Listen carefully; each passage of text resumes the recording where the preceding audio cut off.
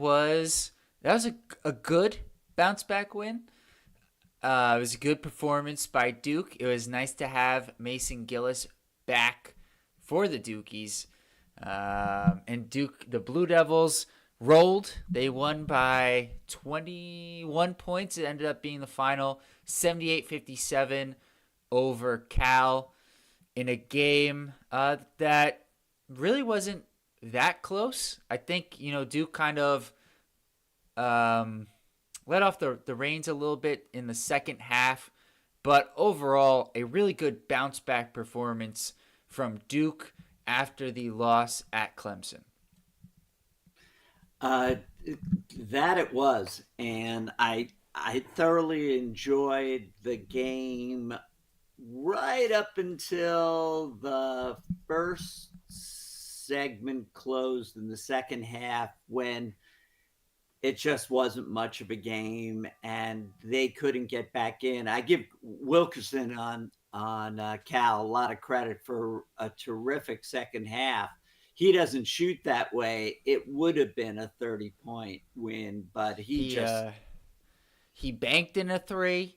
He he got banked in a three. he got fouled and converted. 4-point A play. four play. He was, and I think the most impressive, because the bank, that's probably a little bit of luck. Certainly, the 4-point play, you gotta give him the credit. But for me, the most impressive was he drove and finished over Malawach. He's giving up a foot in that matchup, and it was like ho hum. Yeah, this is what I do. It was one of the things I did get right in the preview analysis of Cal is he is an explosive scorer. And to your point, without Wilkinson's performance, this would have been a 30-point Duke win. The other, so when the look, Cooper Flagg said, "I'm just going to show you what I can do." 3-pointers, a reverse dunk that he smiled at the end. I mean, he just said, "I'm going to take off on this." Some really nice turnarounds, 3-pointers. His free throw shooting continues to be awesome. And, I at 25, how many did he finish with, Jack? He had 27, and I gotta say, it seemed like a very quiet 27. I know that's based off of what you just went through, the number of threes, the dunk, the turnaround jumpers. Like, he did a lot of very impressive plays, but I guess today the difference was it felt within the flow of the game versus Cooper taking over. I guess that was where, in my perspective, could be wrong, but that's kind of No, how I felt how it went today for Cooper versus, like, at the end of the game, Clemson, it was Cooper, Cooper, Cooper, right? So it was just in your face, and today it was more within the flow of the game. I think that because the Golden Bears just couldn't put up much of a game against Duke, to your point, he just kind of flowed with it, scored 25. Had there been more of a challenge, and I want to stay a second on that, I think he could have gone for 40 tonight again. They're just what I think he lost some of his intensity there. But not to harp on this, with only 5 or 6 games left in ACC play and then the ACC tournament, we have the Golden Bears. And it wasn't much of a game. We were clearly not tested in this game, certainly not the way we were in Clemson. And what did you tell me? Opposite our game on Saturday, it's Auburn, Alabama, and that's just another day in the neighborhood in the SEC. Well, that's a bit too far. That's a bit too far. That's not another day. That's come on, hold on. I gotta stop you there. That's like saying, "Oh, Duke, North Carolina. That's just another day in the ACC." I can't go with you on that. That's a huge rivalry game. You've got two of the top 3 teams, maybe the two top teams in the country, It is certainly within the context of the SEC a another great game, but this is on a different level. It is just on a different level. I so I've been harping that almost every other night with You have been. eight or eight or nine of the SEC teams ranked in the top 25. So maybe to your point, this is the ultimate matchup, but Yes. they get tested night, and maybe it's not every night, but every other night. And At least it's two thirds. it's my biggest fear about Duke and the fact that we could have put Cal away by 30 or more, and we kind of took off a foot off the pedal. Look, for the final segment, we had Gangba, Harris, Foster, Gillis, and Evans. And I'm not upset about it because it's great to give them minutes. So maybe we could have, maybe we could have won by 30 or more and felt good about ourselves. But Coach Shire is saying I want to give minutes to other players, and I don't think it was that group that was the difference in winning by 30 or 20. I think it was more so the starters because they had that great run to start the second half. But then after that first, I think it was like 5 or 6 minutes because that first segment went a little bit longer than typical. It was pretty much even after that with Cal. And obviously we talked about Wilkinson. Ritas Petritis hit a couple of threes today. He's a 25% three-point shooter. Just kind of one of those things. But I just felt like, to your point, like, as first of all, has nothing to do with the guys at the end of the game. I felt like our intensity kind of fell off with the starters, and they came out with a good level of intensity to start the second half. And the defense was just superb. Right. If Coach Shire had said he wants to tighten the screws on the defense, they scored 23 points in the first half. And they had two, and I really think it was three, because they got saved by the bell, 24-second shot clock violations. 30-second. Or 30-second shot clock, that's right. 30-second shot clock violations. Three of them. So I want to stay on your theme here of level of competition, and then I want to get into the Duke players, like, individually, how they played today. So staying on your theme, I'm just going to quickly look ahead to the rest of the schedule. So we've got Stanford Saturday, as you talked about, same time as the Auburn-Alabama game. Virginia on Monday, which I would have said would have been a walk in the park last week, but they've now won 2 in a row. They beat Pittsburgh handily. They're playing a little bit better, and it's on the road, so you never quite know on the road, but Duke should win. Then is the matchup that I know you've been waiting for, Illinois. That should be a really good matchup. Although Illinois has been dropping in the poll. I know. It's the you can only play who's on the schedule. They have certainly not been. They're like a fringe top 25 team, right? It's not a true. It's not a top 15 matchup. And unfortunately for Duke, they won't see a top 15 team until the NCAA tournament, which I understand your point on that. They then get Florida State, who they beat Wake Forest today. I don't know. I don't think they would have to string together. They'd have to pretty much win out to have a chance. They're 15-9 right now. Wake Forest, I would have said, would be playing for an NCAA tournament berth, and that could elevate, the matchup. But after losing to Florida State, they are certainly on the outside looking in, but that will probably just make them hungrier coming in to play Duke. along with the fact that they lost the game earlier. I think that could be a good game. It's not the same on paper, but Wake Forest is a decent team. It's not a Florida. It's not a Kentucky. I get your point. And then North Carolina to close out. Mississippi State, Old Well, Miss. I'm Just not. keep going. I don't think those teams are. I think Louisville and Clemson are certainly on the level of those teams. Um,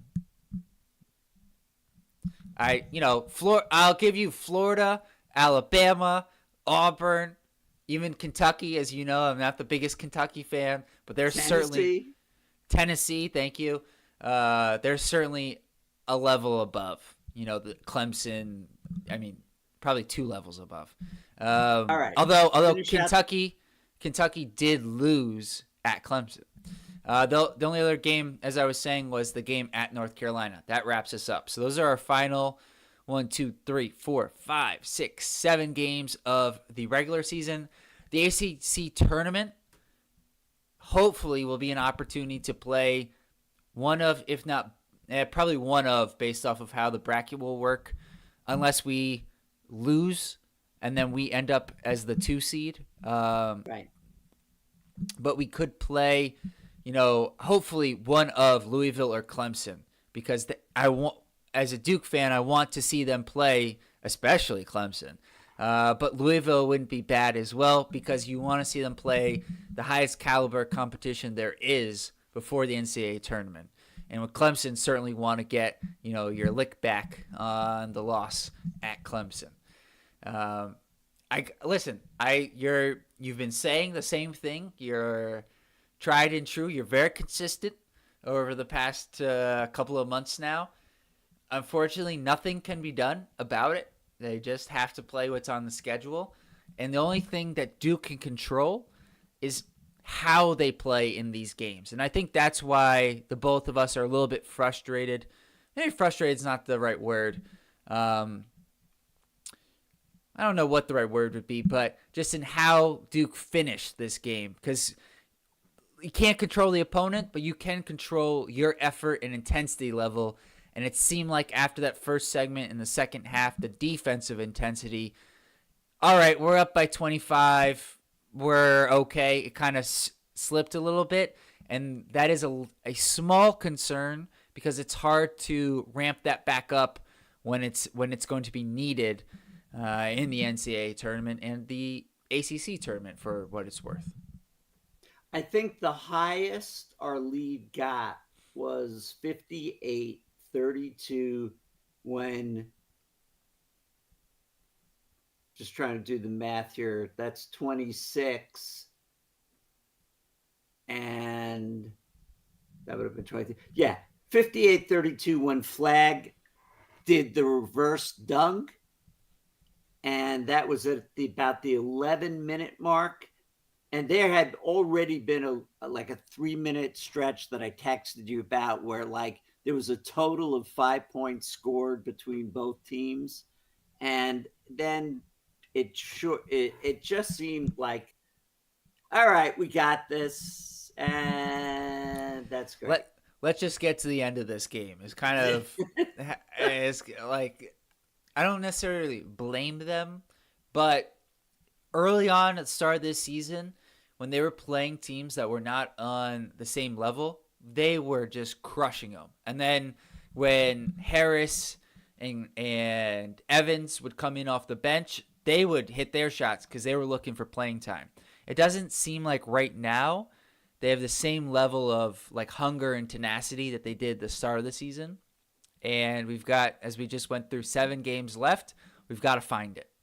Not sure how, because I understand. Listen, it's easy for us to say, but I understand the complacency. You're up by 20. This team can't hit out. There's one guy who can hit shots in the team. It's hard as a human to be like, all right, but we really gotta, push and win by 30, right? You're fighting human nature a little bit there. All right, let me pull up the stats. Let's go through some of the guys here. So what I tried to do today was get a screenshot also. I know you can't see this. We got to figure out a way for you to be able to see this. moving forward. But It's everyone else okay. can. If it was in front of me, I wouldn't be able to see it. Oh, I know, but we'll work on it. Maybe we can get you. We'll figure out how to get you so you can see the stream. I think that's the best way. Or at least maybe I should, dare I say, what are we, 2/3 of the season in? I should Well, yeah. print it before we get on, and I'm looking at it. I I know this is digress. high technology. Hey, you want to say you digress? I was about to shower all kinds of love to say Jim Boeheim had a better game. But when the game deteriorated, so did his commentating on the game. When he started comparing pizza to, from North Carolina to New York City, and I said, and on that play, Proctor had a great drive to score. No announcer mentioned that Proctor had a drive and scored 2 points. And so, okay, I'm not the only one who deteriorated there. Well, I mean, it was kind of also in lockstep with Duke's intensity level. The broadcast fell off. Duke's intensity, you fell off. Everyone was on the same page apparently tonight. All right, let's talk about somebody who didn't fall off. That's Cooper Flagg. He's just unbelievable. One thing I want to mention, because Corey Alexander was talking about it on the broadcast, was Cooper Flagg's stats in conference play. So quickly tonight, he had 27 points, 5 rebounds, 3 assists, 3 steals. He had 2 3-pointers. But the kicker for me is his stats in conference play. He's averaging 22 points, 7 rebounds, 4 assists, almost a steal and a half per game, over a block per game. He's shooting 53% from the field, 46% from 3, 84% from the line. Those are like, I don't even think I could do that in 2K numbers, it's just, he's just on another planet ever since he went back to Maine and was getting shots up with his dad. And the guy is just unbelievably good. And after the reverse slam dunk, he was at 20 points at that point. And he still chipped in a 3-pointer to make it 61-38. He got fouled, and his foul shot is now looking like a thing of beauty. It's like, I almost think he's good. I don't know how he's still shooting 81% or something from he had free throw a line. little bit of a slow start at the start of the season. All right, so he gets 2 for 2. That's what gets him to 25 points. And I'm looking for, then he drove and got fouled again, and he went 2 for 2. And that's what got him to his 27. Proctor had 18 in this one, was really aggressive. I thought towards the end of the first half, maybe a little too aggressive, but then I really felt like he had a good start to the second half, as did a lot of the guys. He also pitched in 2 steals. Kama Malawach, we were, calling for him to get more involved, and he did. 10 points for him. He almost had 2 fouls in the first 3 minutes. Thankfully, he didn't. And yes, and then he hit his 3-ball. He was strangely missed his second. Boeheim said, that basically that's enough of that. I disagree. Totally disagree. I wish he would have shot 4 3-pointers today, because especially in the first half, I felt like he had opportunities to shoot them. He was 4 for 8 from the field, which is not great considering outside of the 2 3-pointers, most of his shots are at the rim. And he was 1 for 4 from the free throw line, which is uncharacteristic of Mal. But he did have 12 rebounds and 3 assists, which are really nice numbers from Malawach. Sion James, 8 points, 9 rebounds, 3 assists. He's been so, talk about glue guys, he's been awesome for this Duke team.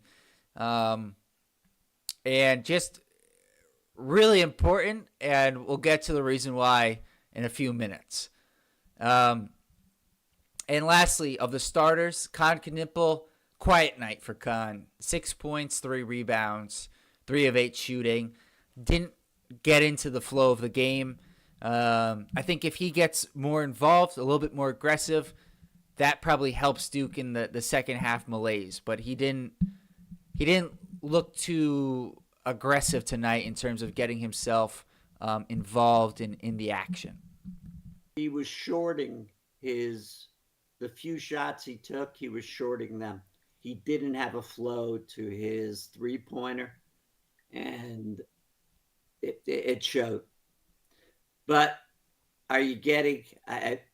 Finish out Wait. the. Yeah, Go ahead. you'll see. So, all right, I'm going to include the chat here because it's very relevant for what we're about to talk about. So, first off, Ryan Jones says, rough night for Malik Brown. I don't think he's right yet. I I have to I do think he is healthy based off of the North Carolina game, but I wonder, he to your point, Ryan, he didn't play great against Clemson, and he fouled out today against Cal. I more so wonder if it's more the matchup than anything else. With Clemson, you've got the two big physical guys with Locken and who am I? Shefflin, who are like 240, 250 pounds. Today, Cal's big guys are just physical, 240, 245 pound, just rebounding machines. And the guys who he defended well, who were bigger than him, are like Hunter Dickinson and Janai Broom, especially Janai Broom in that first half. And the difference was those guys, especially Dickinson, they're not like, even though he's really big, he's not like a bruising guy. He's trying to get to his like shots in his spots, but these guys are just like physical rebounding kind of players, which I think that's my take. Could be wrong, but that's kind of what I'm thinking as of now because Malik was certainly really impactful in the game with North Carolina. Mason Gillis, happy to have Mason back. Hit his 3. I feel like we missed him a few times tonight. He was open a few times. He had his arm up. I did see him get a little bit dejected, kind of like put his hands down, He just wants to be more involved. I don't blame him. How many rebounds? He only had 2 rebounds, but his physicality was really needed because we talked about this at halftime. We were up by 15 at the half. I think it would have been 8 or 9 without Gillis, and we won by 21. This could have been a 14 or 15-point win without Gillis. His impact goes beyond the numbers, just with his physicality and his ability to just like box out. It's a very simple thing, but it really helps to have him out there because we saw with Clemson, Duke would go small with like 3 guards and Evans. And Evans, it's just asking too much. He has a much better chance defensively, and we saw it a bunch of times tonight when he's guarding on the perimeter, where he's done an increasingly better job throughout this season. He was really good today defensively. But Gillis just gives them another, I don't want to say like he's not a big body because he is only 6'6", but a strong physical force similar to a Sion James. So the fact that Sion had 9 rebounds and Gillis was really physical against as you prepared us for in the pregame show, that California is a good offensive rebounding team and they've got a lot of size underneath. I said one of the things that we may have to rely on is the absolute strength of Sion James and Mason Gillis. And I think that was very important. But how did the total rebounds shake out in the game? Total rebounds. Let's see. 43 for Duke, 31 for Cal. Similar to the Clemson game, I think there's an important caveat here, which is that Duke shot 47% from the field. Cal shot 35%. There were just more opportunities for Duke, especially on the defensive end of the court to get rebounds, which was the real, Duke out rebounded Cal by 12, but defensive rebounds, Duke out rebounded Cal by 9. So I think a lot of the rebounding difference was the difference in shot making. And offensive rebounding, there was a lot made by you with regard to they were like 30th in the country in offensive rebounding. So how'd we do there? It didn't start out good. Cal had Nope. 5 offensive rebounds in the first 8 minutes. Yeah. Cal finished with 9. So they made good adjustments with that aspect of the game. Now, And how many did we have? we had 12. Offensive And rebounds? yes, and we were led by Malawach, who got himself involved today on the glass. 7 offensive rebounds for Man, who he had a much better performance today than he has recently, and it's good to see because we're going to need him to play at this level if we are going to go on the run that we think we could go on and be a Final Four team. He's got to play like this. So it's really important. That's great All game right, for now. let's finish up the rest of the bench here. So Isaiah Evans played 18 minutes. He missed all 4 of his threes. I don't even care. His defense has gotten so much better that Coach Shire played him 18 minutes. I think 18 minutes. that says a lot about his defense. And we 100% know he's going to hit shots. So I don't care that he was over 4. You can quibble about some, like especially the first couple, the shot selection, but I think we've learned at this point you just gotta ride with it. Okay, that's just as you Just say, quick draw. right? And that leads me to Caleb Foster, who, as Ryan Jones said, also Caleb Foster might just be gone. Mentally, Caleb Foster, Corey Alexander has harped on it a few times in recent games. His confidence. It was really important that he hit, I think it was a layup towards the end of the game. Hopefully that is something he can build on. But the guy that we saw last year, even flashes the start of this year, even after he was benched initially, he had a good game against Auburn. He played decently well against Louisville. It's just been a struggle. I don't know how else to put it for Caleb Foster. A downward trajectory. I was trying to be nice, but you just went right for you're Bayheim, you've got no qualms about calling it how it is. Fair enough. That's what it is. But Jack, yes, we have said we need him down the stretch, but right now, not certain about it. But with the starting 5, Mason, Gillis, Malik Brown, and increasing minutes for Isaiah Evans, that gets you to 8. And the guy who I know you're getting to is Gangba, who, again, I think he had 4 points, and I liked his rebound and nice guy to know that we could put him in for a couple of minutes with one of the other big guys. And with Malik especially. Yep. Although I think we did see a flash of him and Mal in the Clemson game just for a moment, but it was like there was one, like a 2-minute stretch or something. In any case, Gangba is 9, Harris no, and unfortunately Caleb no, and so look.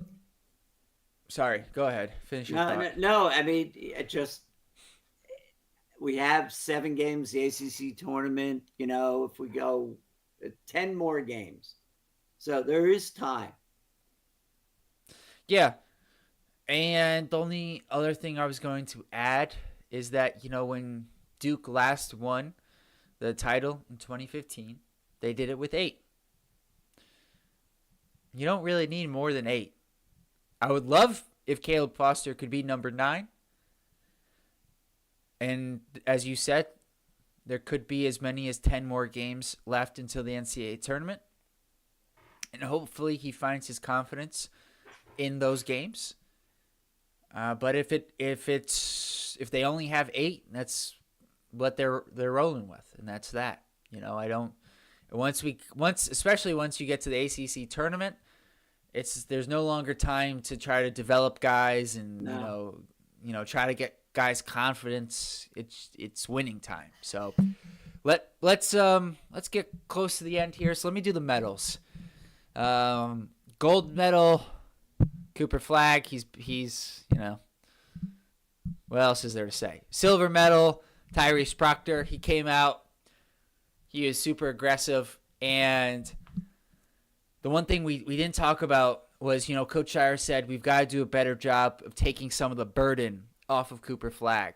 And one of the areas they did that was Tyrese Proctor was much more involved in running pick and rolls in this game against Cal. And I think that's part of the reason why Cooper's scoring came much more within the flow of the game. And the bronze is Kaman Malawach, who had a really nice bounce-back game, hit a three-pointer. It leaves Sion James off the podium. I know. I was... Nine rebounds. It's Great tough. defense. It's tough, I know. But we got to reward Man with his he had 12 rebounds. It's a tough beat for Sion James, In a different day, he's probably on there, but he's the clear, number 4 guy. That doesn't get you anything, but it's nice to know that you're the honorable mention, I guess.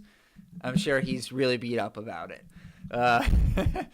So, maybe at the end of the season we'll send him something to the Sion James Foundation. That's what we'll do to make it up for him.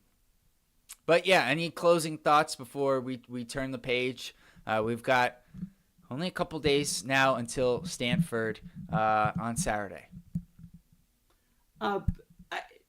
Look, John Shire said, and I was just looking at my notes from his press conference, he wanted the defense to be turned up, and clearly holding them to 23 points in the first half, that was a message as far as I was concerned.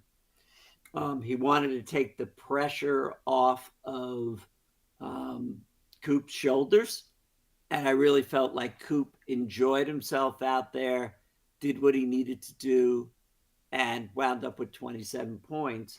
And I don't feel like he was carrying the team clearly in this game. The return of Mason Gillis was very important for us.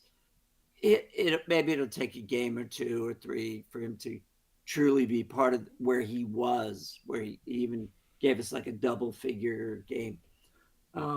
Rebounding, we out-rebounded them. Yes, to your point, a lot of this is due to their poor shooting. They're the worst shooting percentage in the ACC. Yeah. And to the degree there were 50-50 balls, I thought we were incredibly aggressive for most of the game. So all 5 points that Coach Shire said I want to emphasize, give him a lot of credit. It's a shame sometimes we can't put Coach Shire on the podium, but he had 5 things he wanted to improve, and I think he hit all 5. So that's Fair. my closing thoughts. Fair. And I guess I'll close with this. I'm looking forward to the return of Jalen Blakes to Cameron Indoor. I think it's when Malik Brown and Duke, went to play Syracuse they booed him. Sarah, I don't quite understand it, but they booed him when he went on to the court.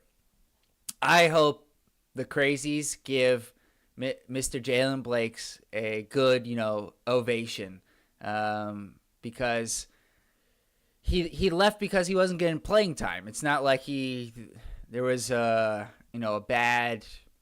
wasn't any bad vibes or anything.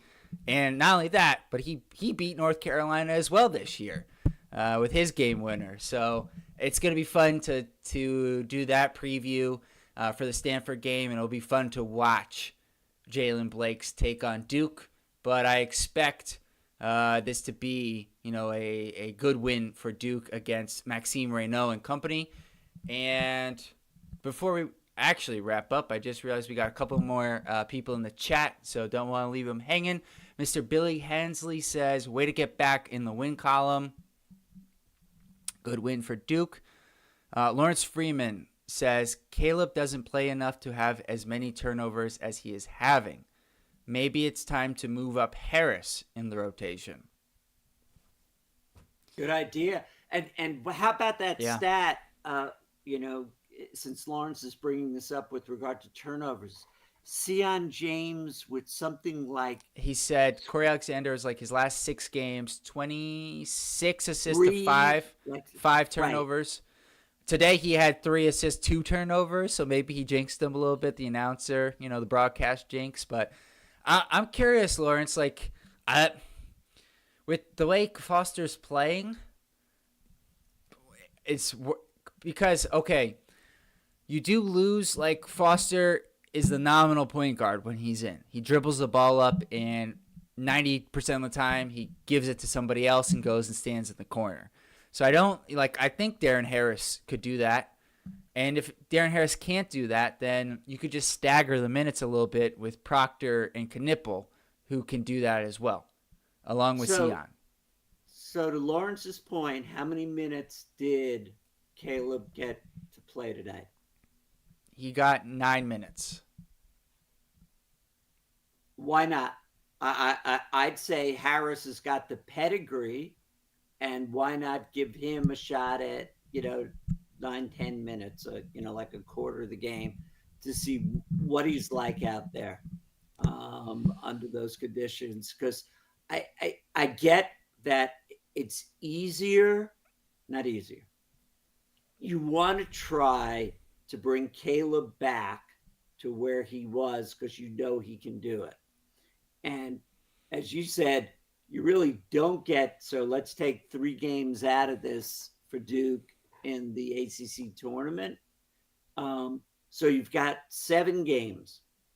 And and really, it's like 5, because I don't think you'll experiment much with Illinois. And the North Carolina game, you're going to want to, win that one. So it's 5 games really that you can experiment. Well, right. And so, look, it's a good idea. Caleb, it's a good idea. That's it. I mean, it just is, because Caleb, we kind of know what we're going to get. It hasn't gotten better. And Darren Harris has got, especially Darren Harris can really shoot the ball. And so now, will Darren Harris be able to shoot the ball in real minutes? Because we've really only seen him in garbage time this year. Let's find out, right? Let's find out. And the thing, like 2 years ago, we kept saying, why isn't Jaden Shutt playing?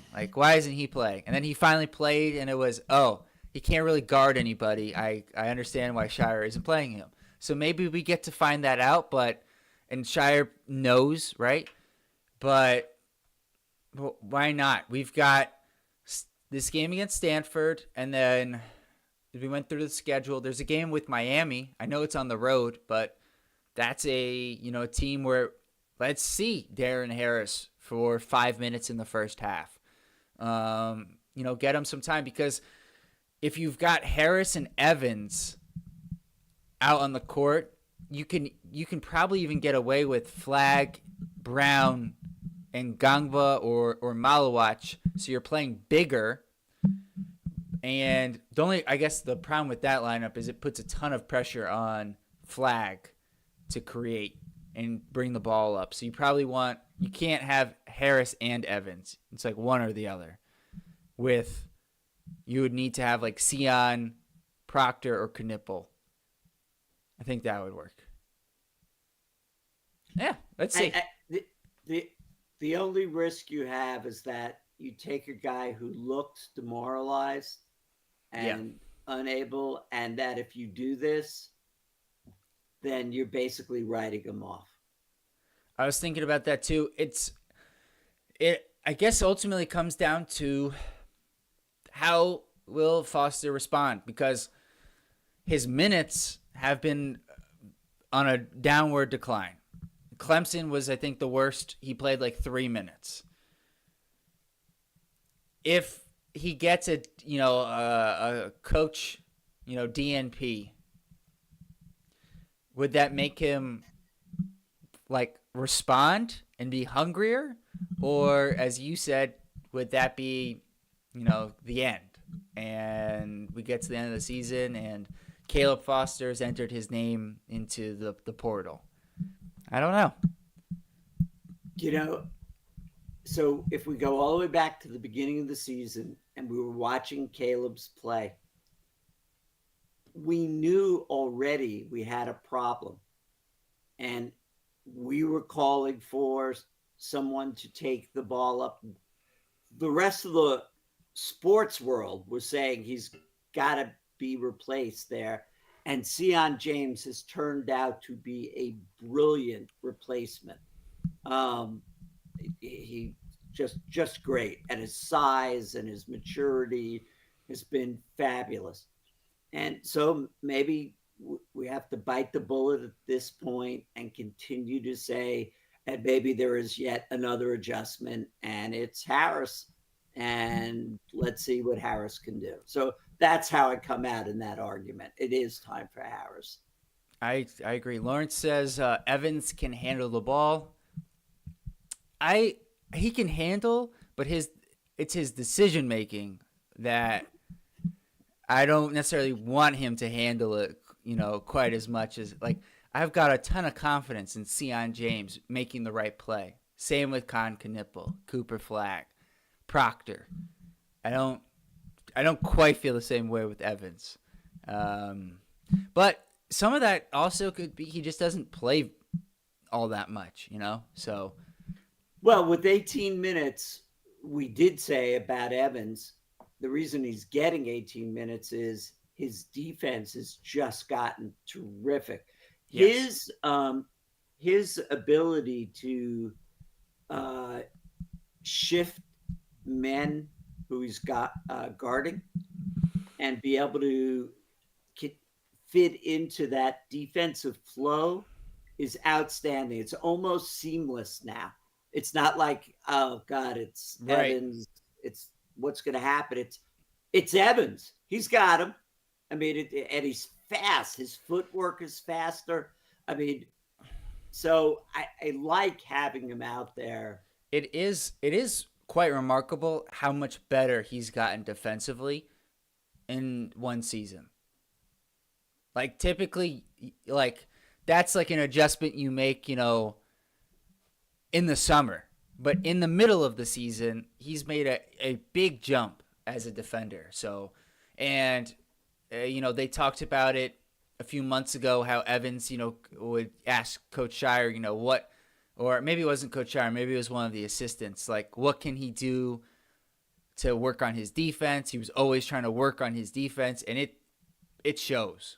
Like, he is just leaps and bounds better defensively. So, he certainly deserves to continue to get 18, maybe even 20 minutes, depending on the night. I know today he got 18 in part because the starters were all below 30, so it all balances out. All right. Jack, take us home. The old man's getting tired. It's midnight. Yes, it's time to go. We'll be back maybe tomorrow night, maybe early Friday with the preview for Stanford. that should be, well, like I said, it'll be good to see Jalen Blakes. They're led by Maxime Renault, who is the second best player in the ACC, so that should be fun.